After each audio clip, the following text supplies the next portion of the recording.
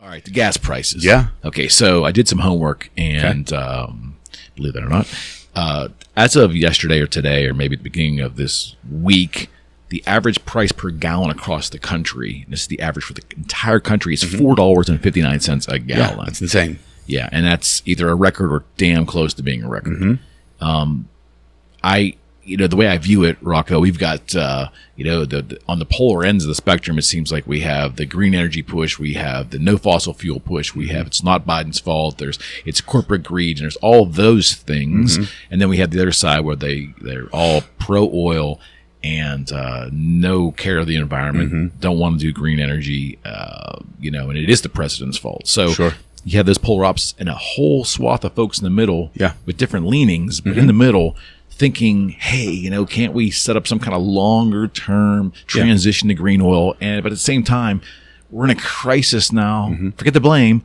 Right now, we're in a crisis. What's going to solve the problem? Right. And the obvious thing tends to be to become energy independent. Right. Even for safety and security reasons for the country. Yes. Why not, and granted, some things don't happen overnight, but the market reacts to many different things. Yeah. Show our oil folks in this country that we're not going to be penalizing them or punitively going after them, and make them feel better about doing business long term in their industry in this country. I agree completely, and I think the gas price, for 4 years, and this is not meant to be a Trump versus Biden, right? For 4 years, gas prices were low, right? They came down, regulations were turned back. We were encouraging energy independence in this country. And the frame of reference I always use is, November of 2020 is when I bought my new SUV. And I remember there's a gas station next to my office, and I filled the car up for the first time. It cost me $45 to fill up. I filled my car up last week. It was $112. So that's 2 years, not even 2 years, right? Almost a 3x increase. And what has changed, right? The new administration. And the frustration I have with where we are now is, at a certain point, you have to accept responsibility. And I think this administration has done nothing but blame Trump, you can't, at a certain point in time, blame Putin. Right. It's like, take responsibility. And this is an overall lacking problem in America. Right. With many different things about taking responsibility. How do we fix the problem? Because it's killing people, right? If you're doing well, okay, do I feel gas prices? Yes. Is it going to change the way I live? Not necessarily. Does it impact a lot of other people? Absolutely. There are solutions to it. And the administration, instead of providing solutions, they're passing blame. And that's the problem I have. Because, okay, we have this push for green energy, but what does that really mean? Right? We don't really get into details. We have these crazy plans we're talking about, but realistically, can we ever get away from fossil fuels? Will we ever see that in our lifetime? I don't believe so. No, because green energy, as it sits, has many issues themselves that also causes some distress to the environment as well. I mean, but that's a deeper discussion that oftentimes the green energy folks don't want to have. Well, it takes fossil fuels sometimes to run the plants that create the things that make green energy. Yeah, or it takes minerals, or it takes resources from the earth to make the batteries to make the energy run. The whole messaging was wrong. It's pretty obvious to me too that I guess the issue for me is looking at this. It's so simplistic. Do you mean to tell me that the administration didn't see this fucking coming when they started making statements in the campaign, and then right after becoming in office, that they're going to stamp out fossil fuels, they're going to change the way? Yeah, well, you know what? You do shit like that overnight, you're going to cripple an economy, and now we're starting to see it. And you're turning off a key pipeline. Right. Yeah. Or they're trying to build it, right? They're trying to build its capacity. Well, but they changed all those regulations when he first came in the office. Yeah. And the problem is and gas prices lead into inflation. There's a whole that's an underlying thing. Well, that's what we're going to talk about next. But that's we're talking about gas prices in a silo, but really that impacts everything. If it costs more to transport goods or food, that food costs more. Those goods cost more. And that impacts most of America, like wealthy people, right? do I go to the grocery store and say, I can't buy this because no, like I'm in a position, I've worked hard to get to where I am, where I don't have to worry like I used to. A lot of people do. And you're making decisions for your family based upon the cost of certain foods. And that shouldn't be like the cost of things are insane. Yeah. Like when I go to the grocery store, like I remember, 2 years ago going, we kind of buy the same things every week for the most part. The cost has almost doubled. Right. Like we used to go and maybe spend, if I didn't go crazy buying stupid shit, $200 for a week. Now it's always close to $400 for pretty much buying the same stuff. Mm-hmm. Explain that to me. Well,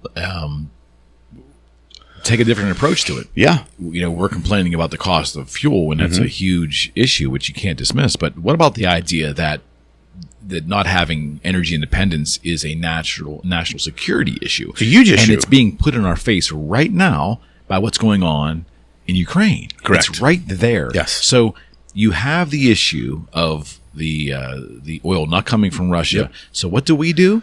Instead of drilling here where it's already here and just ramping up and becoming independent, we're out whoring ourselves with third world countries that don't treat us too well. Correct. That torture our people. Yes. That don't like us philosophically and would like to wipe us off the map. Yes. But we're going to cut deals because we don't want to drill here because for whatever reason, I guess the policy was that we're going to move away from fossil fuels.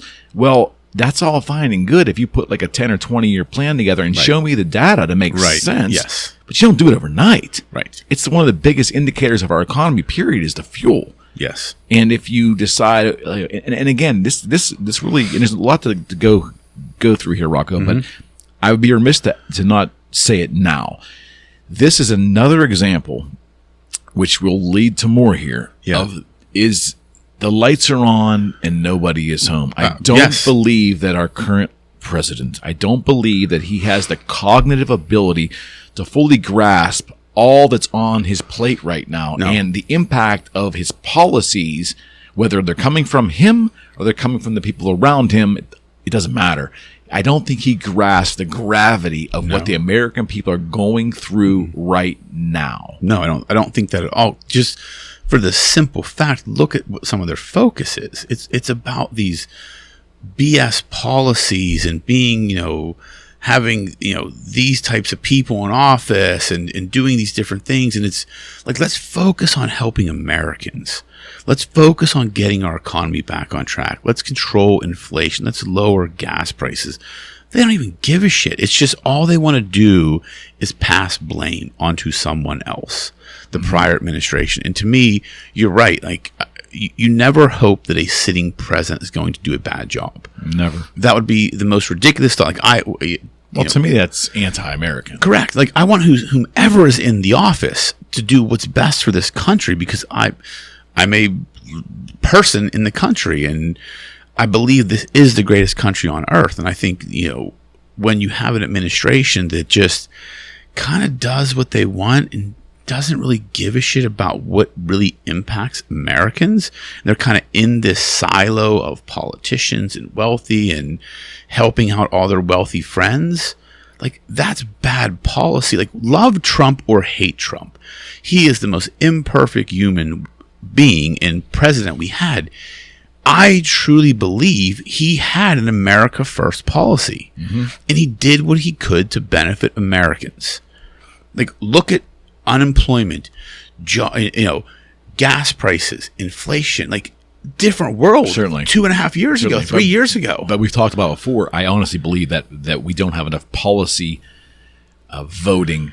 We don't have any policy first voters in this country. Very few. And the voting pool seems to be so wrapped up in emotion and so wrapped up in the intrinsic personalities. It's like we're viewing our presidents just like we view our sports personalities, we view our our music personalities, our movie personalities, all that stuff. It's not a popularity contest. Yeah. It's who's best for the country, and that's what pisses me off when I look back.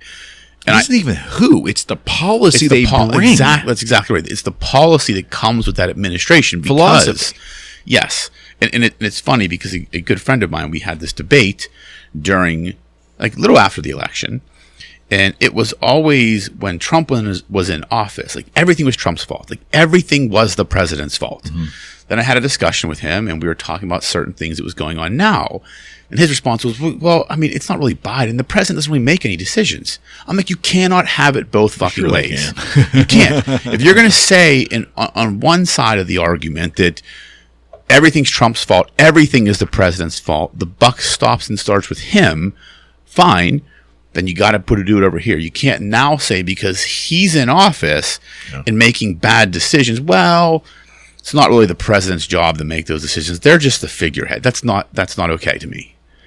Yeah, like you can't do that. It seems that there's a lot of pandering that goes on with this particular administration. Yeah, he's like a baby. They treat him like a baby. And it appease certain groups to keep everybody in favor. And this is interesting because I think this is symptomatic of the two-party system that we've had for so long, where the Democratic Party, the difference between the Democratic Party generally, I think, and the Republican Party over time has been that the Democrats love to say, we're a big inclusive party. We're the party of everybody. Yep.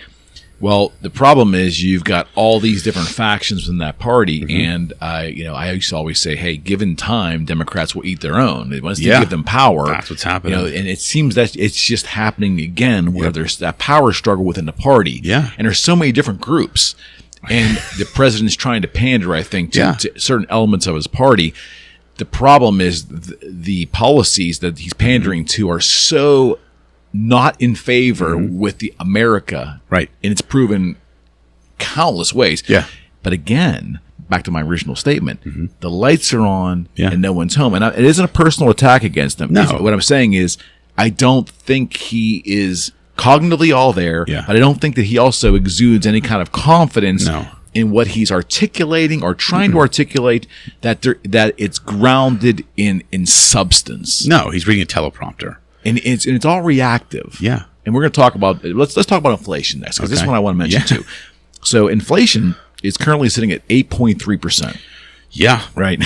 I mean, in 1977, it was at 6.7. I lived through these eras. I was born that year. I lived through these eras. In 79, it was 9.0. Yeah. And I think, in 78, it was 9.0, but here's the kicker. In 79, it was 13.3. Crazy. And in 80, which was the last year of Carter, was 12.5. So it can go worse. Yeah. So when we're sitting here saying, "Oh my God, it can't get any worse," granted, we haven't seen gas prices worse than we have, but the inflation components really can go worse. And interest rates, which I don't have in front of me, they were extremely high in conjunction with this. And now what's happening with interest rates now? They raised 50 basis points. They just said the next two Fed meetings, another 50 basis points in each meeting is probably going to be on the table. Yeah. They haven't raised them in 20 years. And this was the first time they've raised them. So you're going to start seeing that impact as well. And I think inflation is also lagging behind gas prices, right? I think we're going to see the impact of gas prices a month to 3 months from now hit inflation. There's no question. It's a lagging indicator in my opinion. I would agree. And again, the messaging is all off by this administration. And again, I don't know if that's a reflection of the president not having a presence to come out and articulate and do things, and talk to the people, and he's being hidden away, or everything's being messaged. It's not, it's a direct opposite of what we had prior. A lot of folks push back on Trump talking off the cuff and ad-libbing and doing all that. That wasn't any good. Okay. Now we have someone who literally is like a robot who cannot articulate well, doesn't finish his sentences, doesn't finish the ends of words, slurs, and his eyes look vacant. Yeah. I'm being bluntly honest. That's how I view it. And so now we have inflation and gas prices, and now we have a baby formula issue. And the funniest thing imaginable was when this kind of hit the news about 2.5-3 weeks ago. Yeah. When you started to hear about it. Yeah. I was observing a lot of Biden supporters, Democrats, a lot of progressives, poo-pooing it's not a big deal, and now all of a sudden they're on the bandwagon. Yeah. Because it is a fucking big deal. Who's the one woman? It's a huge big deal. Just breastfeed. I'm like, that's not. That how was Bette Midler, I think. That's not how it fucking works. No, it's not, and it really is interesting because it's so funny you said that. You know, because I have it right here that, you know, one failure of this country, in my opinion, I don't know how you feel about it, but we don't have anything in place for all of the regulation and all of the social engineering that we do have. Yeah. The one thing we don't have, which shocks me, is that we don't have any guaranteed maternity time. Well, Okay. we do under the Family Medical Leave Act. If you're an employer that has 50 or more employees, you under the Family and Medical Leave Act, you can get up to 12 weeks a year of time off. Not paid. It's not guaranteed to be paid. Right. It's unpaid. You know, it's time off, and most employers will allow you to use. And it's over 50, though. You have to have over 50. Yeah, certain states have different laws that require certain things. But I will tell you, most employers that I know that I work with that are clients do have some level of maternity leave. Okay. It may not be paid, but it's like you can take time off. Well, the argument is, from a lot of folks, is that women, in terms of the breastfeeding, it's like they can't because they need to go back to work, which is, you know, it's directly. It's interesting to see the cross-party arguments here because I on the way here today, Nancy Pelosi was basically saying that, you know, oh, this is horrible, you know, an Abbott laboratory needs to be investigated and we have to get to the bottom of this and all the jargon and adjectives There was a contamination. Bullshit. Yeah. But going directly against the Democratic narrative. I mean, they'll slowly going to eat their own in this instance. Well, I mean, you're seeing that with corporations too. Like, look at the whole Netflix thing, right? When Netflix's profits, when their revenue tanked and lost subscribers, all of a sudden they started saying, well, guess what, employees, if you don't like the programming, get a new job. Yeah, the woke agenda didn't hold the weight. Exactly, and that's what's happening. You're seeing companies. It started with Spotify when they went after Rogan, I think. Yeah, and Spotify, then Disney tanked, and then Netflix has tanked. Disney's getting a new CEO, supposedly, because of this now? Yeah, I mean, there's a lot of and that's what's happening. You're seeing, like, I hate to say it, but that statement that people say, go woke, get broke, you're starting to see it. Because look, there are fundamental things wrong in this country, and there are fundamental things we need to change. But when you take such a far one-way position, well, just to say what it is, they tried for radical change, all at once. Yes, a lot of it undefined, correct, and unvetted, yes, and untested, yes, and cuff, yes, and trying to get people to just agree to what they say the new rules are. Oh, it's not even agree. They're demanding capitulation. Yes. And that's not falling favorably on the American public. It's just not. No, because I think people are starting to realize, well, wait a minute, none of this shit makes sense. Mm-hmm. And the fact that we're starting to talk about, you know, if I don't refer to someone a certain way, then I'm being insensitive. It's like, no, you're telling me I have to change my beliefs to appease you. You can have your beliefs. That's America. Yeah. We can believe different things. I don't have to appease your beliefs, because then reverse the argument. Why aren't you appeasing my beliefs? And so that basically means your morals and you value yourself and your opinions higher than me. 100%. And that should not be how it is. We should each be able to have our own opinion and do what we want in this country. You and I have talked about this before on camera and off camera in prior episodes. It really comes down to a different kind of philosophy where I believe right now what we're seeing, especially in the younger folks that are coming up, and I wonder how this happened, but there seems to be an entitlement mentality out there specific to being liked and to being, I don't know, liked and agreed with and or validated as being correct. And when that does not happen, there isn't a simple disagreement with explanations and a viewpoint discussion. There's a reaching out to punish, cancel, cause harm to those who don't like them. And that's a really fundamental change in here that really is not even based on rational thought. That's actually based on purely emotion, and it's not rational. But there's an element of this forced acceptance, forced tolerance, and forced acceptance. And I think that the level, it's almost expected now. And I wonder, you know, have we raised kids like this to believe that? Funny you say that. I don't know. This clicked to me today. So I was talking with Mike today. We were just talking about, you know, different generational gaps.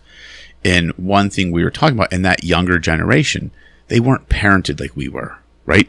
They were encouraged, you're all winners. Everybody gets a trophy. You're all special. That's not how the fucking world works. And when that generation has now come into the world, and when the world smacks them in the face, it's like, well, poor me. I'm just going to do whatever I can to destroy you, to cancel you, because you don't think I'm great. You don't think I'm special. Well, guess what? Show me you're special. Right. The world doesn't treat you special just because. Prove you are special. And it comes down to, it didn't click to me till I had this conversation this morning, deals with the parenting.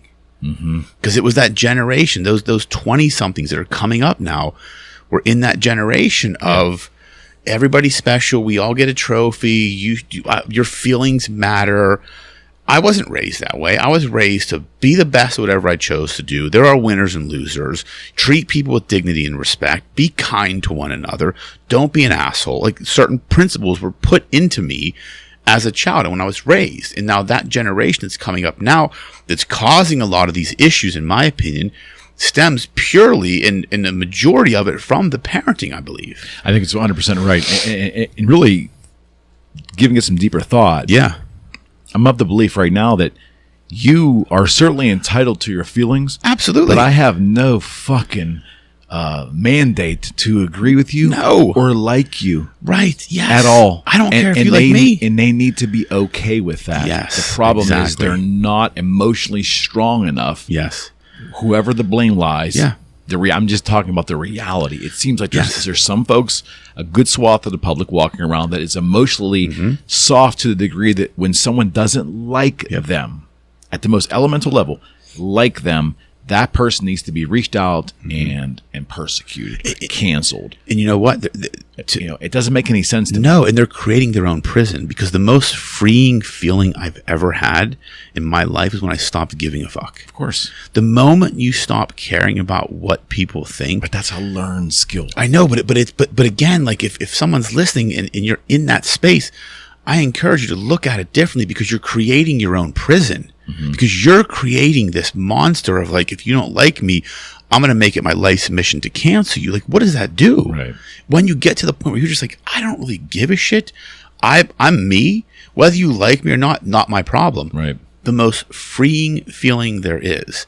And it's truly like this weight is lifted off of you, and you operate differently in the world. I felt it myself when I went through that journey. Certainly. And it's and these kids are not seeing it, and they're creating this, like, this emotional and mental prison they've created for themselves, and they've created this toxicity around them. Well, it's also a framework for a life that they'll never achieve. You're never going to maneuver through life and be liked by everybody. Nope, exactly. And that's a horrible way to go through life. Yes, absolutely. I mean, 100%. There's no requirement on me to like anybody. No. For anything. No. I mean, I don't have to agree with you. Of course not. If you tell me, I have an obligation ethically to be kind. Yes, I believe I do. Yes, and ethical, and to me, I just always like giving deference. Yeah, but in the end, I'm going to like what I like. Yeah, I'm going to agree with what I agree with, and I'm not going to like what I don't like. Exactly. I will respect your opinion. That's freedom. I will respect your feelings. I will respect the way you view the world. That does not mean I have to agree with it or appease you or like it. Right. Yeah. I will always give you respect, it's so elemental, decency, and kindness. How is that not understood? Like, why are you even talking about this?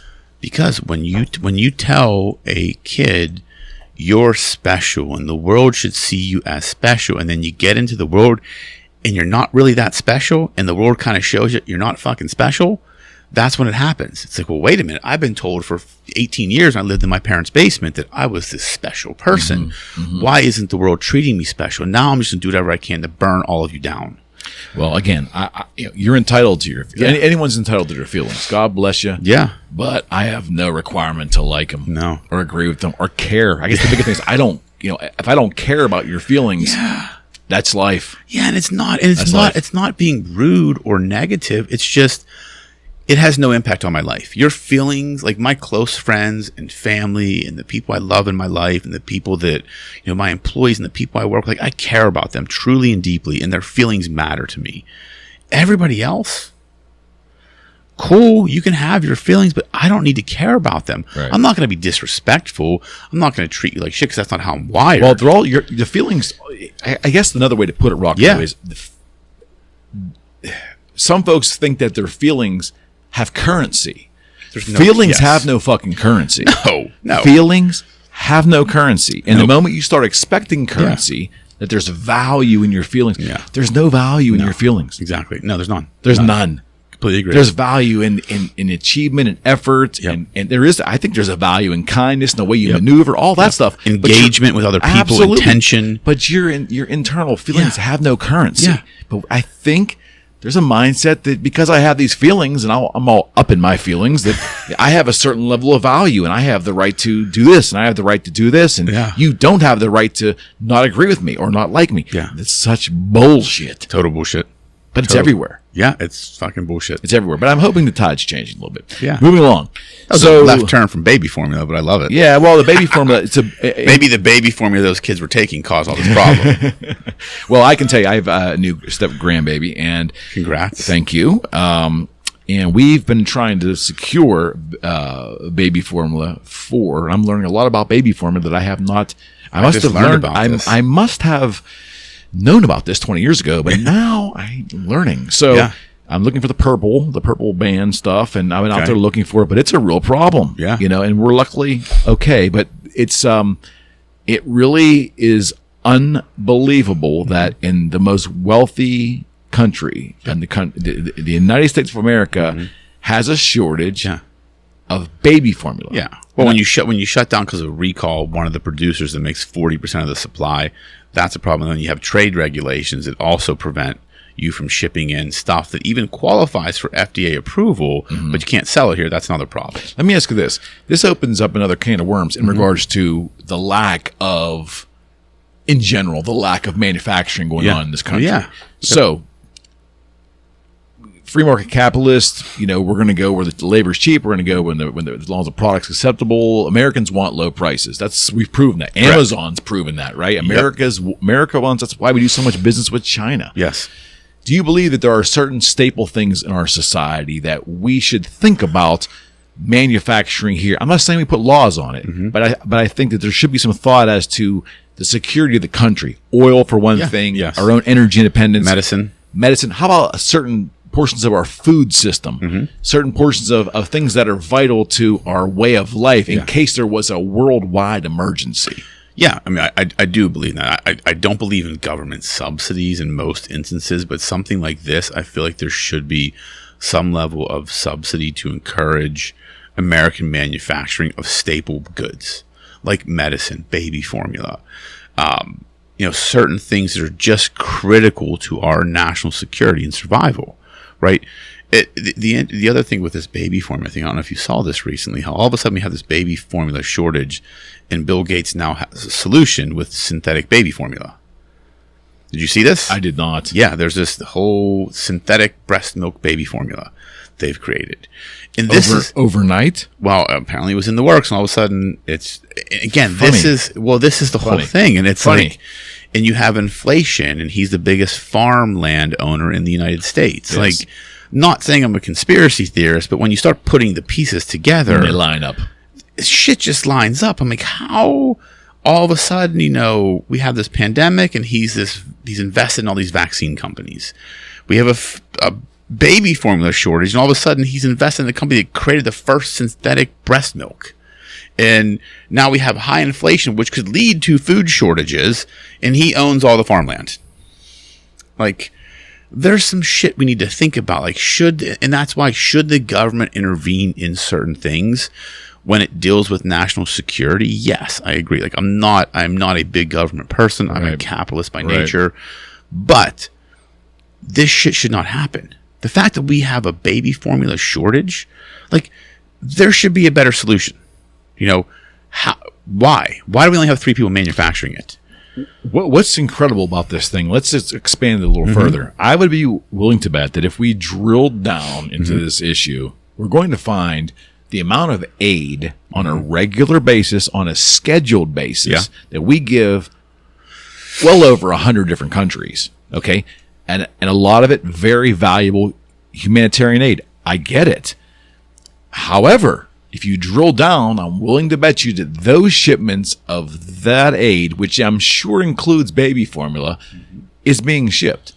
And we're not taking care of American folks first. That has always been my racist problem. Because then the pushback will be from the left-thinking folks, progressive folks, is that, well, doing that, you're in a first world country and you're gonna starve a third world child of his baby formula. I said, no. I said, we're Americans. Yes. Why shouldn't the people footing the bill have the first benefit of the money spent? Yes. That's just a simple philosophy. I mean, you use the airplane analogy, right? If the plane's going down, the oxygen masks come down. Where they tell you put yours on first before you try and help anybody else. We should be helping our country first and fix the problems here. So we're strong enough to continue to help others. Why the fuck do we have homelessness in this country? Right. We give so much money to other countries, but yet we can't fight homelessness and veteran homelessness. People that fought for our fucking country should not be homeless in this country. Yeah. That kills me. Couldn't agree more. That is the biggest thing that kills me. Those people put their life on the line for us to be able to do this. Mm-hmm. They chose a profession that was bigger than them. No doubt. And why are they homeless? Why aren't we doing more to help that? That's the shit that pisses me off. But we're too focused on helping all these third world, which is fine once we help our own. Well, yeah, and I think being the most wealthy country in the world and being the leader in so many ways, we have not an obligation, but we have an intrinsic opportunity to help the world where it needs to be. Yes. But it's insane that we can't help our own first. And that was kind of Trump's philosophy. Yes. Love him or hate him. Yes. It was America first. And anyone that wants to push against that, I mean, I really haven't heard any valid arguments. There's none. I've heard the arguments, but they're not valid. I haven't been, but that policy's been called racist and a bunch of different adjectives to describe it. Heartless. I've heard all kinds of ways, but it doesn't make any sense to me. Logically. Let me give you a simple logical analogy. I run a company. I'm the leader of my company. I have employees, right? That would be like me saying, I'm going to donate all this money to charity and hopefully there'll be enough left for to pay you guys. I have to make sure my team is taken care of first. My rent is taken care of. Then what's left, we do good with. We help other people. Mm-hmm. We donate to things. We do sponsorships. That is not a first thing we do. That is a byproduct of the work we do. Mm-hmm. If I was doing that first and blowing money and saying I'm going to help all these organizations, which I love to do, and there's no money left to take care of my own, the company's going to be gone. That's how government works, as opposed to business. Correct. Business could not work that way. Correct. The government has this endless supply of money called the American people. Wow. So, I mean, in theory, right? All right, turn the table here. Yeah, turn the page. Recently, the Biden administration announced that they were going to, through the Department of Health and Human Services, is that right? DHS? A DHS Disinformation Governance Board was created. Sure. Because the idea was to fight back against disinformation primarily on the internet, but specifically on social media. Right. I believe it was announced, it lasted just under 14 days. Yeah, it's about that. And it was paused, which basically means it was hammered out. And the reason was that it was canceled for misinformation. You can't make this shit up, dude. Can't make it up. Yeah, that's exactly right. So, you're an attorney. Yeah, I am. I play one on TV at least. Yeah, he's definitely an attorney. I'm the one that plays one on this show. How does a disinformation board in a representative democracy, republic, whatever you want, whatever the fuck we are, in the United States of America, how does our government do an impartial?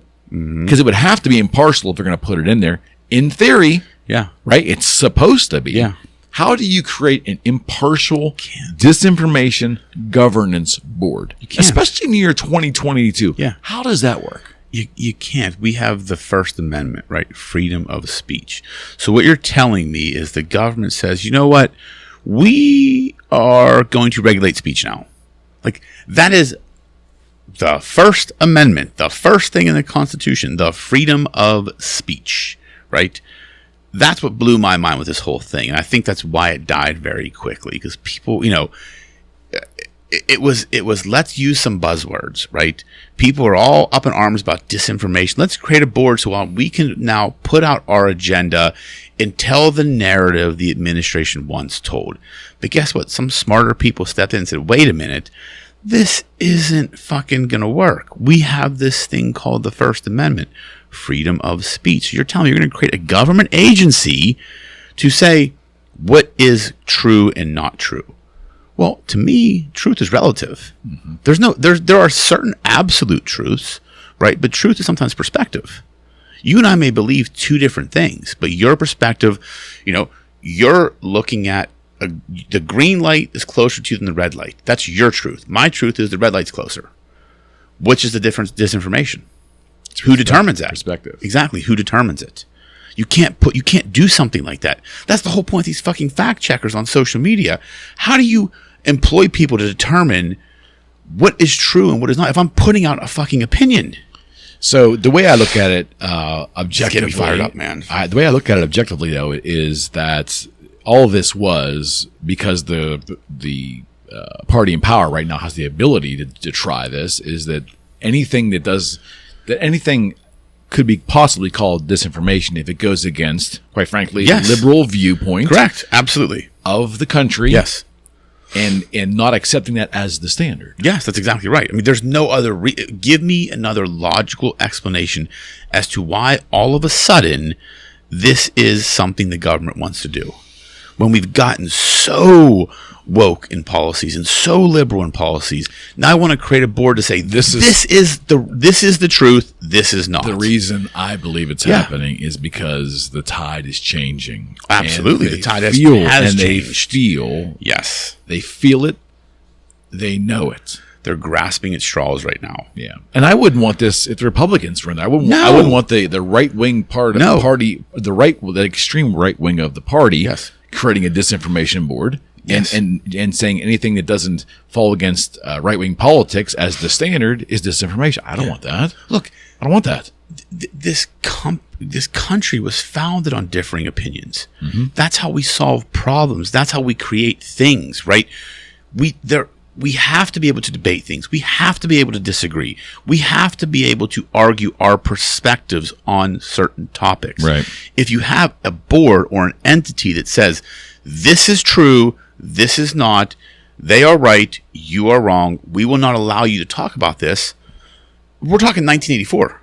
No question. I mean, that's really what this is. So let's move on to, in the same vein, though, let's move into Elon Musk. So I love him. Yeah, I do too. Interesting guy. So Twitter, basically, the most controversial thing they did in the last 2 years is they basically kicked Trump off. So they kicked the president of the United States at the time. He's still president. They kick him off Twitter. And the thing I was always cloudy on, did they get away with it, Rocco, because it theoretically was a private company, so they were able to maneuver that way and make decisions based upon the company's best interest? Well, they use their terms of service to say that that's why. But again, But who made the decision? It still was another human at the company. Yeah, the company. It's a private company, right? It's a private platform. Okay. It's not a government. It's not a. So there's a whole other rabbit hole we can go. I'm not going to go there, but there's this whole, I think it's Section 203, that gives them this liability. So these social media, and this is where I disagree with a lot of this shit, these social media companies have liability protection because they say, we are not editorial. We are merely a platform for people to share information. So we don't edit content. We don't say what's right and wrong. Well, I think it's all bullshit. Well, right, that's what I'm saying. That's why the Republicans have tried to revise this law to say you can't hide behind this shield of liability by saying you are not editorial when you're kicking people off for saying things you don't like. Like, that's the whole other problem. They need to amend these laws. I think it's Section 203. Can't remember the name of the act, but it talks about, if they are merely a platform of sharing information, they're not editing the content, then they don't have liability for the content shared on there. But yet they're kicking people off. They have these fact checkers. It's this whole other discussion. But yeah, it's a private company, and they have terms of service. And if you violate those terms of service or their community guidelines, you'll see people get strikes on Twitter or get banned from Twitter for a certain period of time. It's because you went against our community guidelines. Okay. And there's no rhyme or reason. So Instagram, right? I can't tell you how many times people have stolen my profile pictures and created fake profiles to catfish people, which is ridiculous. I've reported them to Instagram. Sometimes they delete them. Other times I get the response, this is not in violation of our community guidelines. I'm like, this is fucking me. These are my kids. I'm reporting that this is me. These are my photos. How does that not violate? When you stole someone's identity, they're good. But Trump, he said some shit, but now he's banned for life. Explain that to me. Yeah, it doesn't make any sense but it goes back to that whole thing where I think the public's looking at it as it's the guise of it's a private company. It's not a government entity that everybody would have this intrinsic ability for free speech. It all comes down to somebody making judgment over somebody else because he or she doesn't like what he or she said. Yeah, it's exactly right. Yes, that's it. It's very arbitrary. Yeah, to me. Absolutely. It looks very arbitrary. And so Musk decides, I think he's always been a rather proud independent, I believe. Well, did you just see his tweet he put out like a day or two ago? Well, I think he's voting Republican. He said I've always voted Democrat. Oh, interesting. And basically I've never voted Republican. Well, his description of the Democratic Party now. Well, right. That's what he's saying. Like they've done it to themselves. I can't remember the exact word of the tweet, but it was basically saying like, you've done this to yourselves. I'm voting Republican. Right. Because of what you've done and become. Right.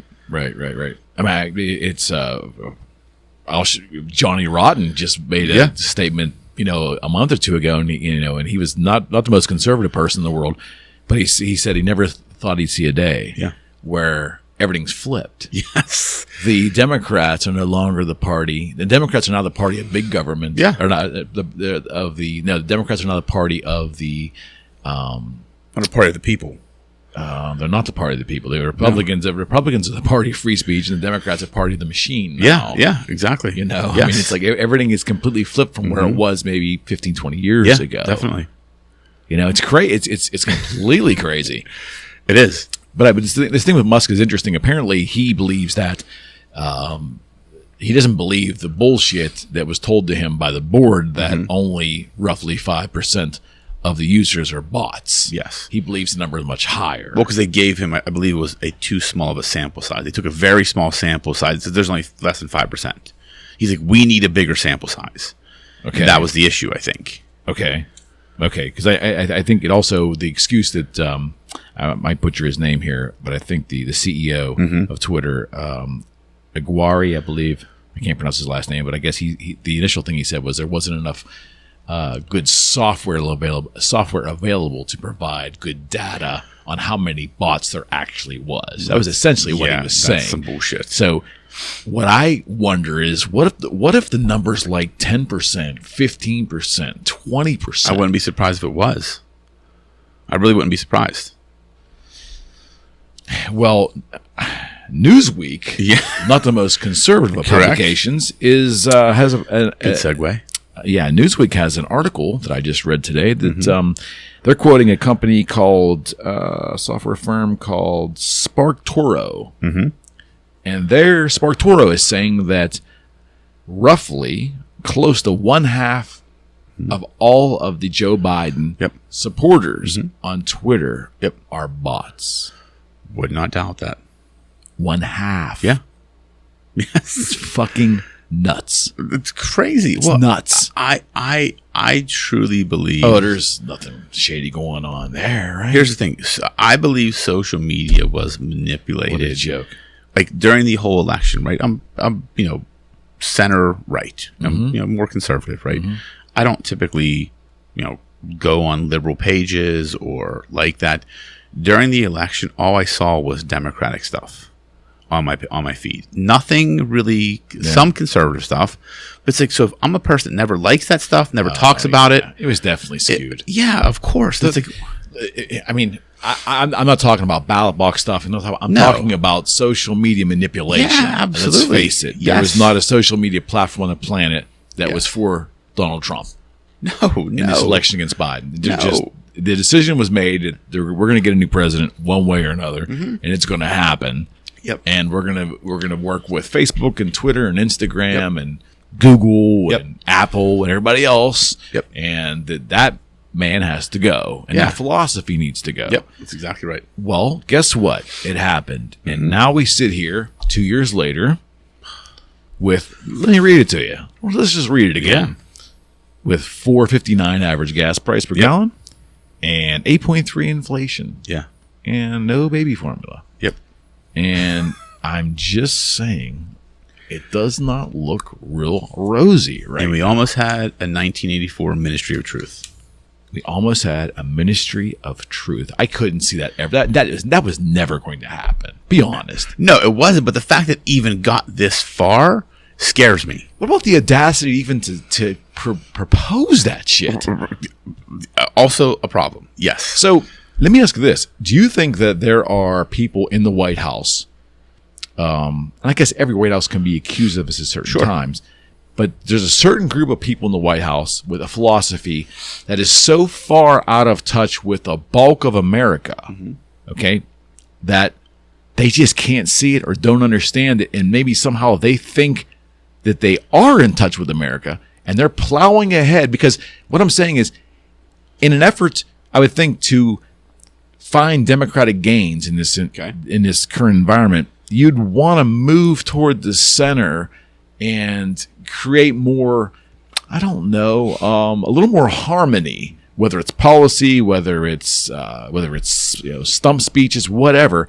It seems like there's even a further reach every day to progressivism and further to the extreme of the Democratic Party, more and more as we go. I don't understand it. It's like it's getting worse and worse in the public's eyes. The polls are a joke. Yeah. But instead of fixing that, it's getting more radical. Yeah. It's almost like unless there's something up their sleeve we're just not seeing. It doesn't make any sense to me. Well, to me, one, I think they lack the self-awareness to realize what's actually going on. It's about a power grab. They're trying to preserve power. With all this media and all the think tanks and all of there's so much information coming from everywhere. How could they be absolutely like brain dead to it? It doesn't make any sense to me. Because look at the media. The media just plays their narrative. Like when you think about it, no one's talking to American it's so people. left right now. I think some of the media houses are actually starting to turn a little bit on them. Yeah, I mean, I agree with that. But late night comedy is there's some CNN opinion pieces that are just destroying. The New York Times is destroying Biden on a regular basis almost every day. They can't see that. Well, again, do I think they see it? Possibly. Do I think they give a shit? No. I think it's about preservation of power. So they're going to write it off. They know they're going to lose, and they're going to write it off, or they're going to manipulate something. I don't know. It's scary because it's lining up in a weird way. Again, when you're in you're in the third quarter, and you're getting killed. Maybe you bring the new quarterback in. Maybe you change defensive schemes. There's some kind of change that goes organizationally to give a shot to get things back on the right course. This is almost like we're just going to go back and punt. Yeah, I mean it's crazy. The midterm elections are going to be very telling. And do I think if it is all fair, and not saying I'm not talking about election integrity, and I'm not kidding, but if it is truly a fair election, I think the Democrats are going to get wiped out. And not because it's right versus left. I think people are just tired of the bullshit. And all we're getting fed now is bullshit. Yeah. If the Democrats were smart, they would have got into power, tried to unite the country, solve some problems, push some of their policies. I get that. Every administration is going to push their policies. Of course. There's a way to do it that you still appease the American public, make people feel like we're on the right track. This country has been fucking derailed. Derailed. I mean, how can they not see it? I mean, let's look at, you talk about facts. Okay, facts are subjective. You know what's not subjective? Let me give you a fact that's not subjective. Yes. $4.59 a gallon of gas. Yes. 8.3% inflation. Yes. That's not a subjective fact. No, that is a fact. This comes from the government website. Yes, exactly. Okay? So, I mean, you can argue that all you want, but that's reality. So I guess it's going to come from the U.S. Energy Information Association. That's where I got this from. So that, you can't just go on the street, look at the gas station. You can't argue that. No, can't. So that's in your face, yet you're not doing anything, even visible. You're not even saying anything that would give anyone any peace in the public sphere. Yeah. Your own people peace. The moderates, The moderates put them in power. The moderates put the Republicans in power when they were there. The moderates are who he needs to be talking to right now. Correct. They want nothing to do with him. Yeah. So do they know it and they don't care? Do they know it and they want to burn it down before they go out? I don't know. It doesn't make any sense to me. Yeah, like it's a good question because it's the analysis I try and do is it's almost impossible because I can't really figure it out. Because is it we're going to burn it down before we leave to make it really hard for you to fix, or they're just back in power in 2 years because it's going to be so fucked up that when the Republicans take power, you can't really do anything anyways because it's literally burnt down. And guess what? You tried for 2 years. We're going to come back. Like, I don't know. I don't know where the messaging's at. It doesn't matter. When you have someone like James Carville, who is like this legendary Democratic strategist, right? And directly responsible for a lot of Bill Clinton's success and other folks. Crazy guy. Not my cup of tea, but I definitely respect his knowledge. And you see him just losing his fucking mind because he's seeing what his party is doing. Yeah. The lights are on. I mean, yes, in the broader sense, the lights are on, no one's home. But for the administration, and again, the president is the leader of that party. Yes. The messaging or lack thereof, not just on the political side, but just for the general business of the United States. Yes. It's like it's almost like we got so much messaging from the prior guy. The current guy gives us shit. We don't get anything. Yeah. It's almost like a polar opposite. Yes, where I think the Democrats have calculated things wrong, they are thinking of this young woke vote they're always going to have, right? So if we just do the woke things, like bring the people in the administration that fill the certain buckets, and we say the right things, and we talk really progressive, and that these people are going to come on vote. They also seem to forget that these people are the ones that aren't making the money to support the inflation, to pay for the high gas prices. So eventually, these people are kind of like, what the fuck? I've watched videos of people that voted for Biden and are kind of like now saying, what the fuck is happening? Well, yeah, every moderate. They've underestimated that. They've underestimated that piece, that segment of the population, thinking they're always going to have that young, progressive, woke vote. I don't think that's the case. So I think people are looking at what is really going on in this country and how it's impacting their pocketbook. Well, not only are they going to lose the moderates, they've re-energized the Republican base, and they have they basically have, I don't know.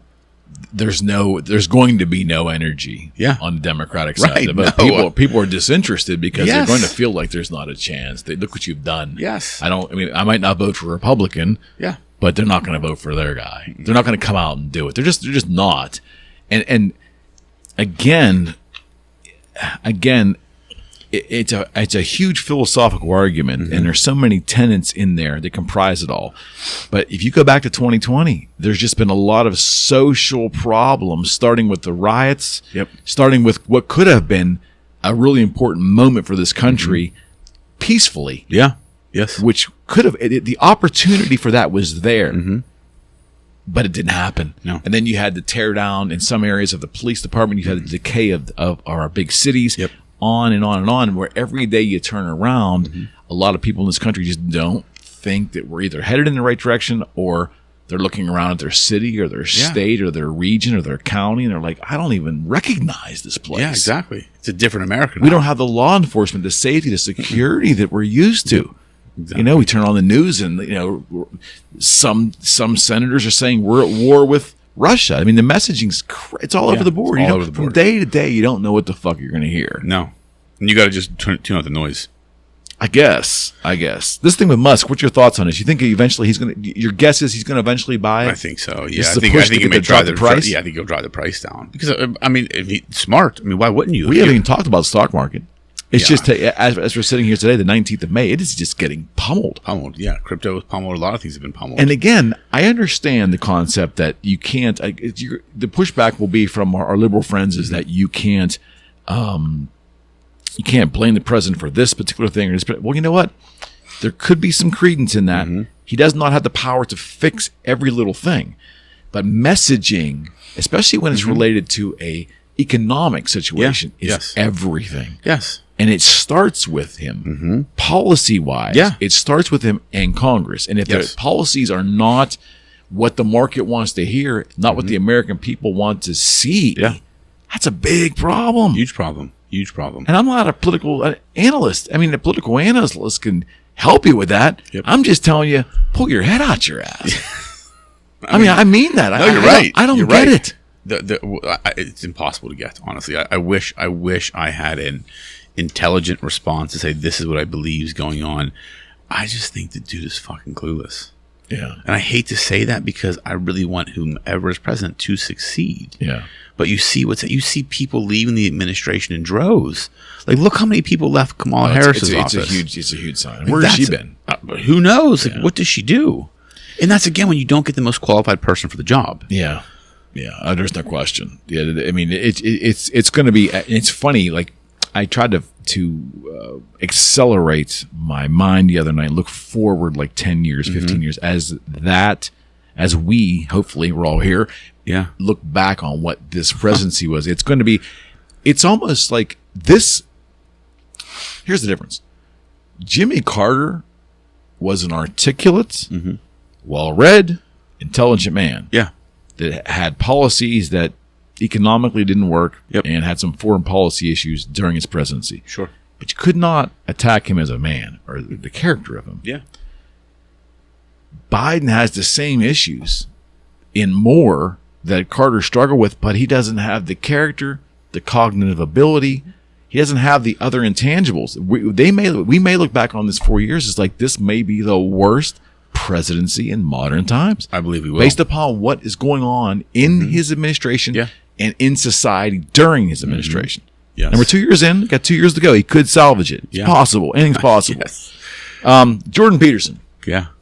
So I love him too. Jordan Peterson is clinical psychologist and a very famous one at that. And if you spend any time listening to him talk, you're either going to like him or you don't. And I respect both sides of the equation. I personally find business lecturers like him that have the psychological component fascinating. Jim Rohn years prior.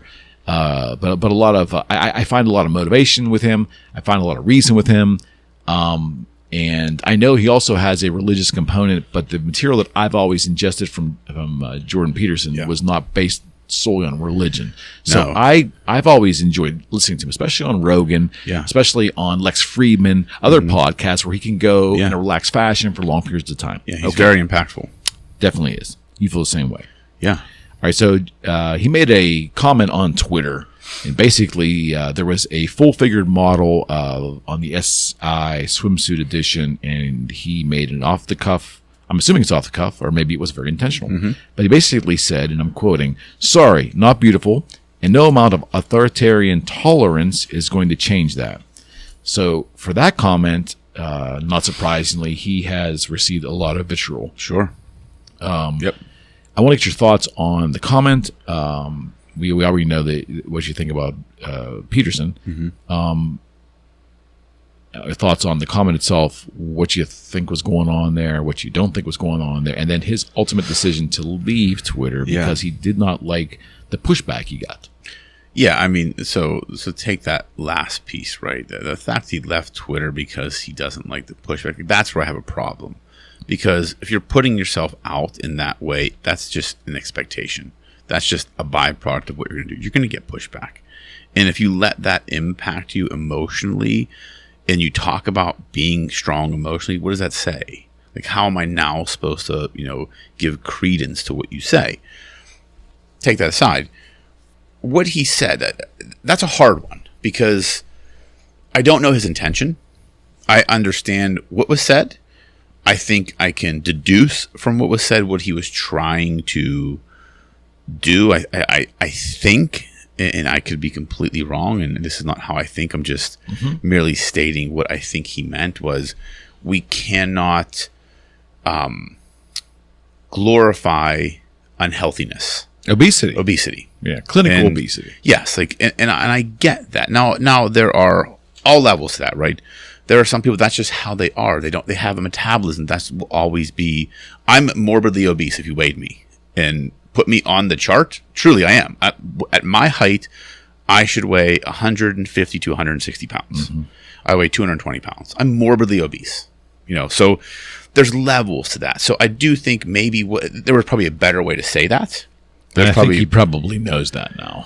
Yeah, I mean, there was, I mean, because again, I love the stuff. Like he does say very in your face things, but he challenges people, and that's what I love about him. And he doesn't come off as adversarial to me. Like he's just matter of fact. He's very matter of fact. Matter of fact does not actually work on social media. Well, right, there's no context. The one. There's a lot of examples I could give for him, but the one where he was talking to this woman in the UK, and she was talking about gender inequality in the workforce, and he's like, what she's saying, well, why there's inequality? He's like, well, there's more men bricklayers, there's more men, and she couldn't respond. He's like, I got you. He's like, I got you, because all you care about is equality in the jobs you think you want, not equality across the board. Like, if you want equality, then we need the same level of bricklayers, wire hangers, tree cutters, like army infantry, dangerous jobs that 99% of those jobs are filled by men. Right. Like, that is something, and he kind of just gets in the face about that stuff. And that's very matter. And so this might have been one of those instances where he's like, look, this is not what we should be glorifying as beauty. Because not that it should be something like anorexic or anything like that. Like, everybody, beauty's in the eye of the beholder, right? Yeah. I think he probably had good intention in misguided communication. It's a harsh. It's a harsh tweet.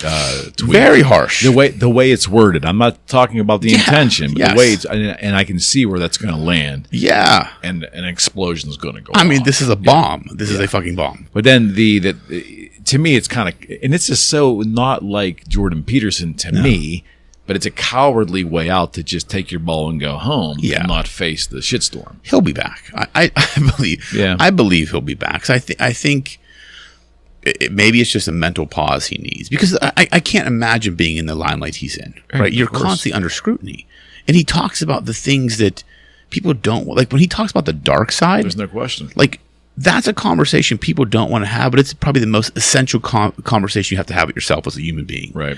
And he talks about that. And he gets in deep in why it's important. Like the whole statement, it's better to be a warrior in a garden than a gardener in a war. Right. And like, that's the truth, right? You need to be ruthless. You need to be a fucking monster in this world and just learn to control it. Mm-hmm. So he says these things that can be taken as we're a softer society too. Yeah, I mean, we're very soft, and that's the problem. And again, but a couple of different words in there, if you would have added, it would have landed softer. Yes. Yeah. But do you believe he's a soft person though? I mean, maybe this is who he is. Well, it is interesting though. I would have more respect for him if he wouldn't leave, because that would prove that.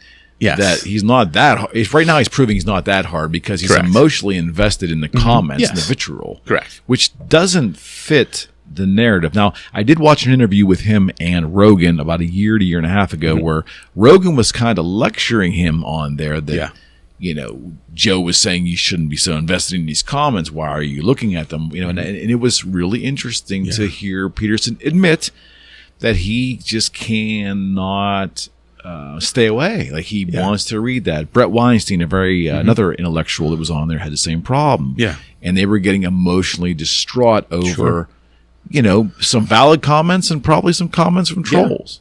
I mean, look, if you make your living and your identity is based upon the words you speak and the opinions you have, then of course those comments are going to hit home and they're going to matter. I mean, that's really him. Right? He's made his money and his fame by what he says and how he thinks and how he communicates. Yes. So if someone attacks that, that's attacking his identity. So of course that's going to sting a little bit. But the vehicle that you're in, you need to understand of course, the playground. He doesn't understand the playground. Well, right. That's the thing. You got to take things with a grain of salt. I mean, you're in social media where a lot of these people have done nothing with themselves in life, and they're just, all they want to do is attack other people. Rogan's got that figured out. Like, he knows. Yeah, he doesn't give a shit. He just ignores every comment imaginable. And I think you're, The Rock and guys like that with a big social media presence, they understand that. Yeah. And that's actually really good advice for anyone who has a social media following. You just don't mix it up with the fray, because it's not going to serve your emotion. It's about your emotional state. Yes. It doesn't serve your emotional state. That's nothing beneficial for you. Correct. All right. It's kind of funny in a way. I guess it's kind of sad. So apparently, there is a company called Yoppie, Yoppie, and they sell menstrual products. And the the CEO, Daniela Perry, she has an Instagram campaign going on, an ad for a company, I believe. And I'll quote, she says, "Most bleeders know how they are impacted by their period, but unfortunately aren't in touch with their feelings and symptoms in the other phase of the cycle. We're going to change that." But again, the pushback has been most bleeders. No, so the pushback she has been getting is people just saying, well, it's not a female, it's not a girl, it's not a woman, it's a bleeder.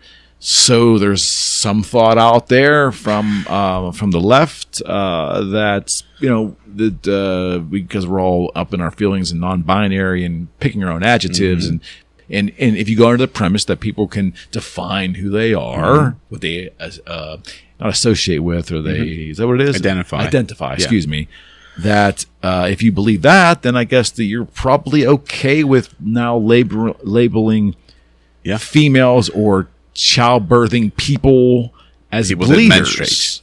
As bleeders, which to me it seems a little gory, a little uncouth. I mean, I feel like a little distasteful. I feel like if we discuss this, we're probably going to become bleeders. People are going to really hunt us down. But I understand why she said it. Right? You're trying to play to that gender neutrality. Sure. Right? It's like, okay, I can't refer to you as a woman or a girl or a female. If you menstruate and use my products, you're a bleeder or non-bleeder. I mean, that's really what she's saying. I get it, but is that the word? Is that the best word? Okay, no. Let me play devil's advocate. What's the alternative? I mean, I don't know. She could have said someone who menstruates or doesn't menstruate. I feel like that's a better choice. Words exist to appropriately. But is she trying to be edgy and create buzz? Which obviously it has. We are two guys talking about this on a podcast. Yeah. That really this has no impact on either one of our lives. So she has created buzz. I just thought it was very odd, and that's why it was fascinating to me. And it was shocking because I just couldn't believe what I was hearing. I don't know if that's when I hear bleeder, I think of either a horror movie, like he's bleeding out, or I think of a show on television where someone gets shot and they're being whisked away by an ambulance and they're bleeding out. Yes, a bleeder like that. I mean, I don't know, like a science fiction movie where the villain was called a bleeder or something. I don't know. I mean, I get what she did. I don't agree with it. I think females are like the most amazing creatures, and maybe it's just I'm old school in the way of it, and I just cannot believe that we're now arguing about defining what a woman is. Oh man! And we're defining, and now we're using it. See, to me, okay, I'll say it. Calling a woman a bleeder to me is derogatory. Sure. Yeah. That's how I personally feel about it, because we're all up in our feelings. Let me be up in my feelings now. I would have got punched in the face. It's derogatory. If I was a kid and referred to someone. I would never say that. Right. You'd get punched in the face. In a million years. No, not at all. And I wouldn't want my child saying that. No. How about that? Yes, exactly. Sorry. Sorry to the woke community, but I'm not there. I can't get there. Yeah. I can't. I'm going to go home and call Laura that tonight and see what she does. Oh, that's fantastic. Last subject. UFOs. Did you happen to notice that there's this? I'm fascinated with this stuff, right? Okay, so there was a big panel hearing on in Congress on Capitol Hill, and there was a bunch of naval intelligence folks, I think, and maybe some other branches of the military, giving explanations on UFOs, and I guess they had another acronym for it now. But basically, what came out of this was that there are national safety concerns. There are some of these unidentified objects they were kind of thinking are man-made, but there's a good swath of them. I want to say the number is roughly 400 of them. Yeah, that they do not have an explanation. Okay, and they cannot rule. Yeah. That they cannot prove that it's man-made entity. And now this is out in the open, where at one time pilots were afraid of being scorned or run out of the service or run out of an airline for reporting this stuff. There's more openness, so you're getting more and more pilots that are okay about talking about it. And there's more video. Yeah. So, is this a diversion from all the really important stuff that's going on, or do you think in your gut maybe there's something to all this stuff? Both. I think it's both. I mean, look. Is it definitely? It's always the timing is always peculiar when they release these UFO things. Like, like the Hillary Clinton trial starting, and we're going to start talking about UFOs, and like all these different things, seem to happen at times when other things are going on in the background. But now we're talking. But do I believe? Yeah, like I think it'd be very egocentric for us to think we are the only things out there. Like this universe is way too big to think we are the only living organisms in this entire universe. Like out of all the planets and all the solar systems, we are it. Like, does that make sense? I mean, right there with you. We're raised to be egocentric when it comes to the human race, and like we are it. We are the only things out there. But how do you explain all this? Like, I've watched some of the shows. I've watched documentaries on this. It's interesting to me too. Like, it fascinates me. There's no other explanation. Like, how do you explain these things? So, are some of these unidentified flying objects possibly military incursions from China? Military incursions from other countries? Could they be? Yeah, but do I think it's something different? Probably. Do I think it's something outer worldly? Sure. I'm not saying there's nothing else out there. Like, I do believe we are not alone. We are not alone. Well, I think mathematically, any reasonably thinking human, it's kind of hard to find in the year 2022. But I mean, who knows, right? Well, right. I mean, that's just, to me, I just look at it like there are other things out there, and maybe they've just kept their distance from us. Do you blame them? I mean, I can't remember. It was either a documentary. Fucking Earthlings are nuts. Well, I can't remember if it was either a documentary I watched or some show about UFOs. I can't remember. What's the new acronym they use? It's not UFOs anymore. It's UAPs or something? UAPs. Unidentified aerial projectile. Phenomenon or projectile or something like that. Right. Yes. And they were talking about, like, it's kind of the same thing, that they believe these people stayed away and they've come more into light to prevent us from destroying ourselves. The human race from destroying itself. It kind of makes sense because we're kind of a shit show right now. Like, we really are. When you think about the shit that's going on, right? Like, why do we still have fucking wars? Like, with all the technology and communication, like, how the fuck do we still go to war? Yeah, that's an interesting concept. I often think that myself. Yeah. It's like you have this major superpower, and they're sending tanks in, and they're using conventional weapons to blow up buildings. That's so 1970. Right. I mean, what's the point? I mean, like, really. What is the point? What is the point? Yeah, when they have enough armament to basically blow the country to smithereens. Right, and then take over the country. Okay, with cool. 2 buttons. What's the point? Yeah, it's fascinating. It's an interesting case study. Yeah. But I will say one thing. I can find a good policy the Biden administration has done. They have not started World War III, and they have not put American boots on the ground in Ukraine. They have not put American Air Force in the air. I mean, that's, if anything, I give them credit for that. Yeah, 100%. Because that could have been pulled in very easily. Oh, 100%. I think the restraint, and I think it's a fundamental restraint Joe Biden has. I think he fundamentally does not, in any way, shape, or form, want to send American men and women over there. Yes, and thank God. Yeah, I thank him for that because the Republican Party's got some hawks. Yeah, and in the Democratic Party and the old guard, there's some hawks there too. Yep. So I will give Biden credit for this. I do think he is what's preventing us from going there. 100%. Now it's going to get dicier when there's the NATO vote and all that stuff. There's going to be the next couple of weeks are going to be pretty dicey. Yeah, absolutely. But Russia's not in the greatest military shape after losing 1/3 of their army. Yeah, I mean the fact, and it's funny because right, and it's interesting because, like, no one's really even talking about that much anymore. It's like it was real big, and then it's like, well, Russia really didn't do shit. They kind of made a push, but now it's like they're kind of just stuck. So what's next? And people are just talking about other shit now. Because I remember, like, when it was starting to happen, it's horrifying. We're like, what is going to happen? It's still horrifying. But we have to search it out now to be horrified. Yes, it's not being pummeled into our faces. Yes, exactly. All right, friend. I appreciate this. Of course, man. This is the last. Until next time. Absolutely. We're going to do it again. Thanks, buddy. All right, man. All right.